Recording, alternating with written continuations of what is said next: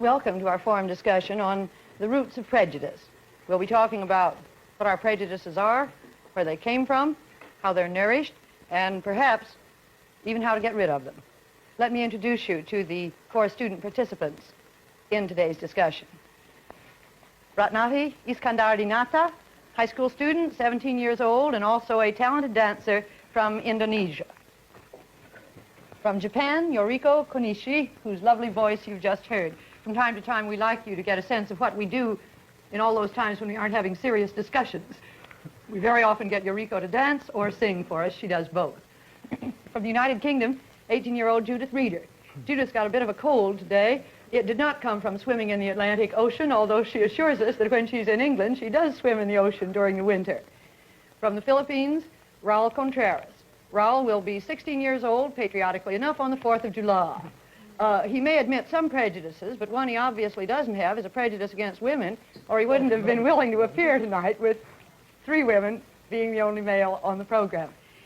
Now, on this question of prejudice, perhaps we ought to start out by trying to define what you think prejudices are. What do you think prejudice is, Ratnati? I think prejudice is a feeling of hate of people as a group or individual toward other people. You say a feeling of hate. Do you think prejudice is as strong as hate? Yes. When we ask somebody if he has a prejudice, then the answer will be, I hate such and such. Well, I suppose that is true. What do you think prejudice is, Yoriko? Well, I have found out that if somebody distinguishes between 2 white men, it is not prejudice. But if somebody distinguishes between a white man and a colored man, it is prejudice. I would define prejudice as a rigid opinion formed about a certain thing before there has been a just examination of the facts. When a person loses track of the dignity of the human soul and begins to judge others not on the basis of their being persons, but on the basis of race, creed, economic status, that is prejudice. Well, is it fair to ask you whether you have any prejudices? Well, I guess so, Mrs. Waller, and being brutally frank, I'm prejudiced against Japanese. Well, not to the extent that I hate them. No, not that way. But I got this, well, as a result of World War II. Because, well, I guess I was yet too young to understand what happened during those times. But I think that what my relatives and friends and the people who were witness to that unfaithful occasion, well, they just more than justify the fact. And I think it's justified for me to feel the same way because, well, I know that my people suffered very much under that rule. You still as prejudiced against the Japanese as you were? Well, 5 years ago, that prejudice of mine was, well, slightly fading away. But when Japan stubbornly refused to pay reparations to us, well, the prejudice began to brew again. But now I found out from close contact with Yoriko and other Japanese that Japan isn't ready to pay reparations yet, because as Yoriko said, some of them, and most of them, even have to suffer the cold in the classrooms because they can't afford to heat the schools. Yoriko, you've got any prejudices? Well, I don't have any prejudice for Philippines, but many Japanese people hate Korea because the president of Korea made the line, his own line, on the public sea between Korea and Japan. And if the Japanese fishermen go over the line, they are caught by Korean people, and they can't go home for a while. And we are trying to be friends for Korea. Now that we've started, we better go on around the circle. Judith, you got any prejudices that you admit? Yes, I suppose I'd better admit them, although I'm English. I have some very foolish prejudices, you'll probably laugh. For instance, as soon as I meet a person with red hair, I always put myself on my guard because I have a silly prejudice that all red-headed people have terrible tempers, you know, that they're as passionate as the color of their hair. Oh, and then I have another silly prejudice. For example, when I first met the Australian delegate, Elizabeth Woodgate, who has been on television, I was shocked by her accent, because to me it sounds just like a Cockney accent would in England. And hope I'm not conceited or anything, but a Cockney accent in England, you know, most English people would shudder a little bit when they hear it. But she very frankly told me that she shuddered when she heard my accent. So I got paid back for that, too. Why did she say she did? Oh, I think she imagines that... she said she really had to forget my accent in order to like me, because it was too formal. I gather most Americans think about that about the English as well. So. Ratnati, it's your turn. Well, sometimes I find prejudice against the Dutch people when in school when I learned the history and learned how the Dutch people treated Indonesian. And I have some other prejudices of my own. That's I hate people who are proud and who feel that he is the master of the other people and who thinks that he knows everything than anybody else. Let's come back to you a minute, Raul. Are there any prejudices in the Philippines between groups of people? Yes, there are existing prejudices between groups of people. As a matter of fact, most of us still, well, are prejudiced against a group of hybrids, those who have more Spanish blood than Filipino blood in them, and we term them as mestizos. Well, these incidents, usually occur in the schools. As you know, I'm in a school run by Spanish monks, and we have a lot of we have a lot of those of that group studying in our school, and usually they are favored. But we think, and we think that we are right in saying that they are sort of aristocratic, conceited, and high-headed, and sore-headed, and all sorts of adjectives, and they have the foolish idea that they have the royal blood or royalty in them. Well, how do you get along with these boys in school, Raul? Are there any problems? Well, frankly speaking, I don't get along with them pretty well. As a matter of fact, we usually fight with one another. Oh, Is there any problem? Yes, Yoriko. Yes, Japan have had many American or European soldiers after the war, and most of them married with Japanese girls, not only formal wedding, and they made children who called hybrids.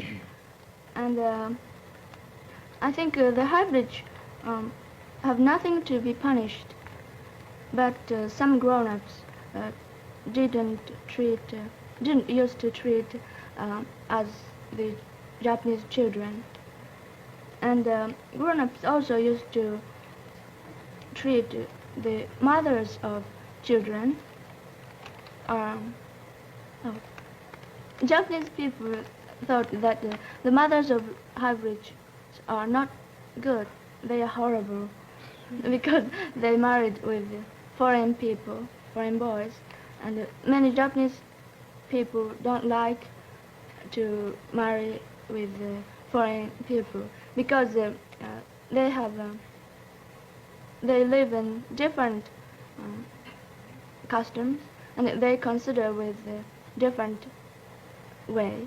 You still have a strong, may I say, prejudice in Japan against marrying people from other countries, don't you? Well, yes. Yoriko, Yeah. Could you tell us something about the status of women in Japan? We hear the strangest things, and you've been telling me the strangest things. Could you tell us more about it? Before the war? Yes, and now. Or before. Well, up to about 60 years ago, Japanese people thought that the white people are horrible because they are almost red hairs and everything is so big about bodies. And quite a few people still think so. And in Japan, we think that something to be beautiful must be small and delicate. You could hardly apply the word delicate to some of the big soldiers we sent to Japan, could you? But I never knew that you looked down on us because we were big. That's a very interesting... We're always proud of if the Western men are tall and handsome. We consider that yes. Oh, we are proud to be small and delicate. What you said about skin color, Yoriko, I've heard that the Chinese speak about us as pink people instead of white people. It's so much more difficult to be proud of being a pink person, isn't it? Oh, yes, you're a pink person. Might as well face it, Judith. Here we are. I feel scarlet. Ratnati, let's get... I Yes? want to ask Judith. Judith, since British has so many colonies and, well, let's say, nearly all and all over the world, how do you feel towards the people in the, in the colonies? Do you have some prejudice? No, I personally don't have any prejudice, at least I hope I don't, but I know that a lot of Europeans think of the Asians, for example, as rather lazy. I don't mean to be rude, but that used to be the impression we had. You know, when we started our colonization, we thought we were doing good to you. I know that you dislike, for example, in Indonesia, you dislike the Dutch there, but they probably thought they were helping you. They were not helping us. See, you mentioned that we're lazy. Well, we are not exactly lazy, but they didn't give us a chance, and we didn't get experiments to build our country.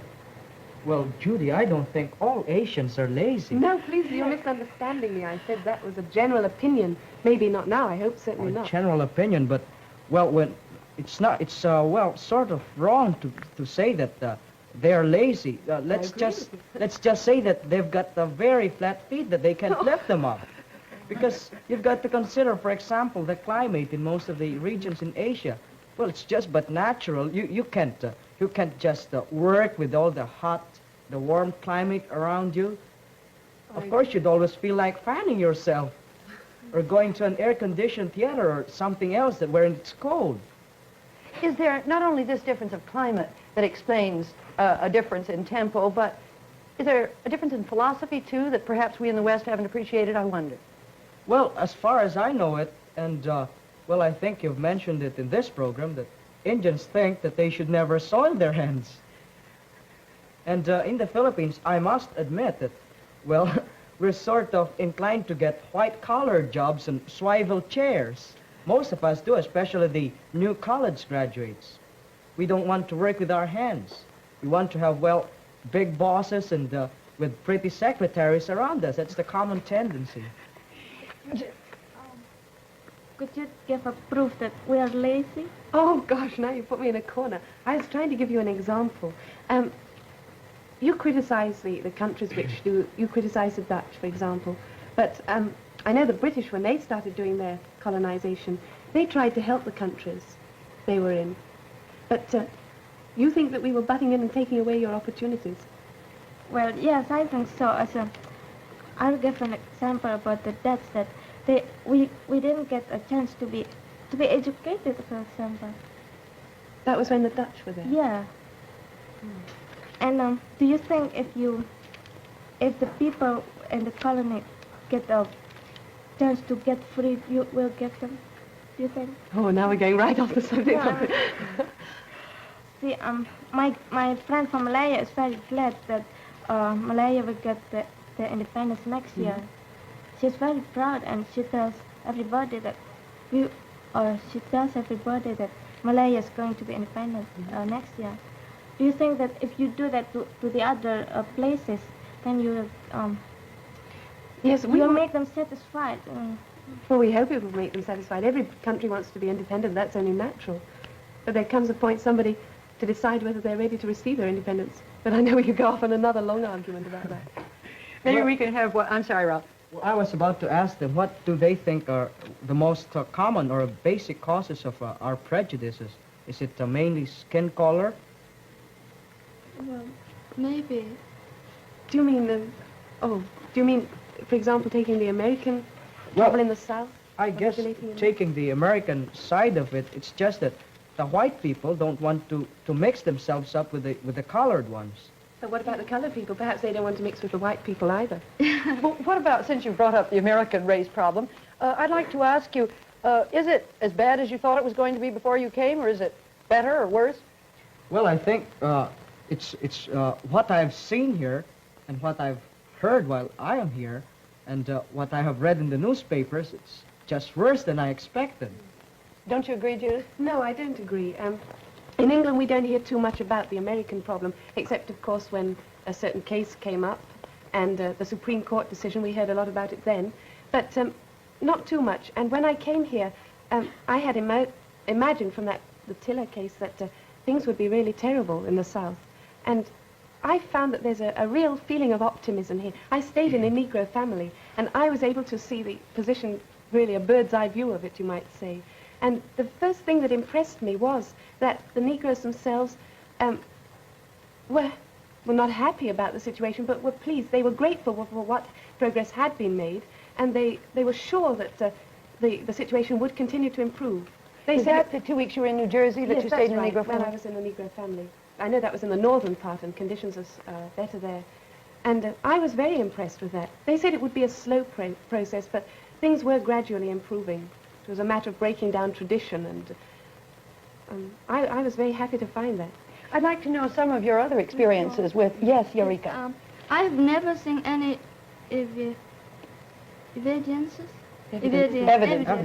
evidences of racial prejudice in the United States, but I found out that most Negroes are laborers, and they don't have a high position on business. But I was very glad when I saw the Negro girl in South Orange in Columbia High School, who was the vice president of the student council. I'm glad you did too. Yes, Ratnati. Here in New York and New Jersey, I don't see any racial segregation or something like that. But when we stop in Williamsburg and we stop in Negro school, I saw it's very strictly. I mean, the Negro school go to the special Negro, and I was talking to some of the girls in the school, and I asked them how they feel about being segregated. But they said that they don't mind about that, and what they want is equal rights. And there are some places that they can go, such as restaurant or some clubs. And I think that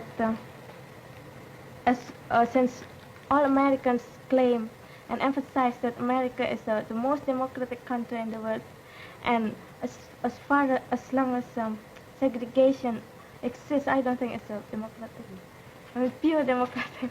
Well, adding something to that, isn't it that, well, in the Pledge of Allegiance to the American flag, you mentioned something about, I pledge allegiance to the flag of the United States of America and to the republic for which it stands, one nation indivisible under God, with liberty and justice for all. Well, the last phrase just doesn't suit everything. I mean, with this segregation problem here and the discrimination against colored people, how in the world could you have liberty and justice for all? And in one of my hospitality periods, I didn't expect that even the kids could carry it that far. I had the, privilege, I should say, of attending one of the dances sponsored by one of the civic groups.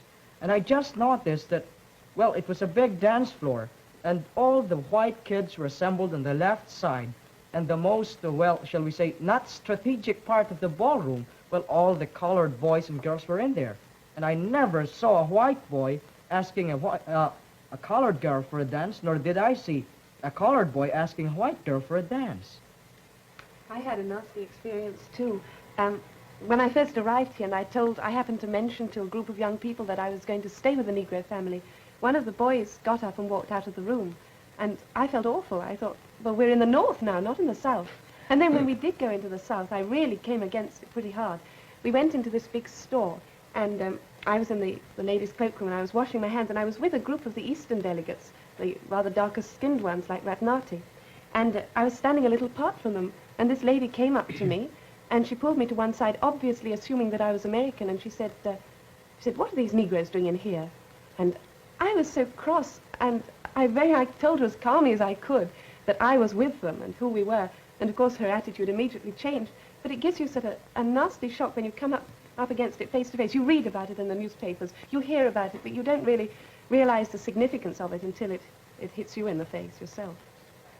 I think the major cause of the prejudice is skin colors, and I think I don't know why, but I think the white people think that colored people have dirty skin, and they don't have progressive culture, So,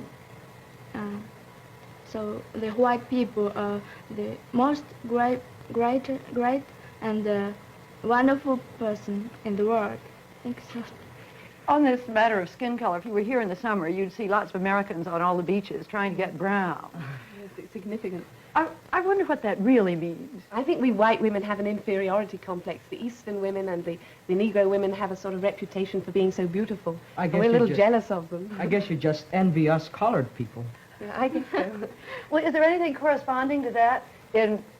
Well, I think so, Mrs. Waller, because in the Philippines, it's just funny. There's a common tendency among women, well, those who have a dark complexion, I should say, or just a tanned one, or just a brown complexion. Well, especially these high society matrons. Well, even if they've got already wrinkles on their face, they still want to bleach their skin. Suppose you meet one right now and you say, oh, good morning, and you see that she's just tanned and brown. But after 3 months, you meet the same person, and with the usual society walk, and trying to be very dignified and cultured and everything. And you just notice that her face is lighter than before. And when you look at her hands and everything up to her arms, well, you'll be likable to exclaim, Holy Moses, because there's a real, very great difference, you see. She's about very light here, but you look at the arms and everything, and the lower part of the body, but gee, it's just a very great difference. It's colored here, but it's very light. They really on bleach the their face. skins? They do, Mrs. Waller. They What pay. about Japan? Does that... Japanese women don't want to change it anyway, do Some Japanese women, right, how do you say? they? Dye? Dye their hair red. Really? Yes. They like a red hair, but I don't like it. What about Indonesia? Well, as the Western people try to get darker skin, we try to get lighter skin, but we prevent the sun. I mean, But you're such a nice color now. I don't mind.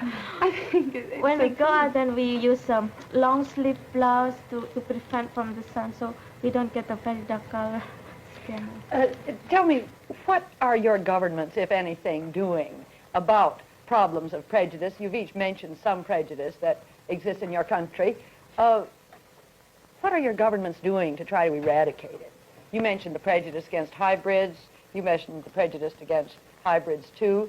You haven't told us much about the position of women. Otherwise, by the way, let me ask you right here, are women any freer in Japan now than they were before the war? Well, before the war, there was no democratic, and women belonged to men, and men controlled women in everything, and How about men now? has first opportunity to everything, even getting out of the door. Women had to open the door first, and men passed first. And in the buses or theaters, men take seat first, and if there's no seat, women have to stand up. Oh, I'd love to live in Japan. Oh, But they do that in America and But England that- now. Is it changing at all? yes, quite changed. And just now women can vote, and women have equal opportunity in everything. Judith, you were talking about your prejudice against Cockney accent a moment ago. Is that still very strong in England, this prejudice of the so-called aristocracy against the Cockney? No, I don't think it's a very serious problem now, especially since the war. You know, this idea that the English speak either with a Cockney accent or else with a very aristocratic accent, that isn't true anymore.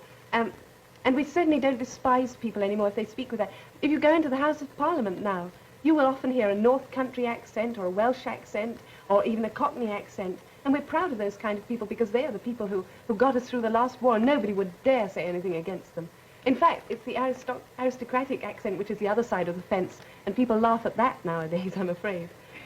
In fact, you may think that my accent is a little cultured, but I assure you back in England, I have not quite a Cockney accent, but still an accent. At least you mean to say your schoolmistress would not totally approve of you? Oh, no, I should be corrected. Judith, Quite I a lot. hate to think what's going to happen when you go back after 3 months here. So do I. You'll write me about that, won't you? Yes, I wanted to certainly. have time to ask you what you thought individuals could do in terms of eradicating prejudice. But our time's almost up. Anybody got a quick answer? Well, I guess we should carefully examine the individual first before passing any judgment on him. And if we ever pass a judgment, we should be just with it. That's a good note to end on. Thank you, Ratnati, Yoriko, Judith, and Raul. Next week, we're going to continue on this subject of prejudice with 4 delegates from Africa, 1 white and 3 colored. The delegates from the Union of South Africa, Gold Coast, Ethiopia, and Nigeria.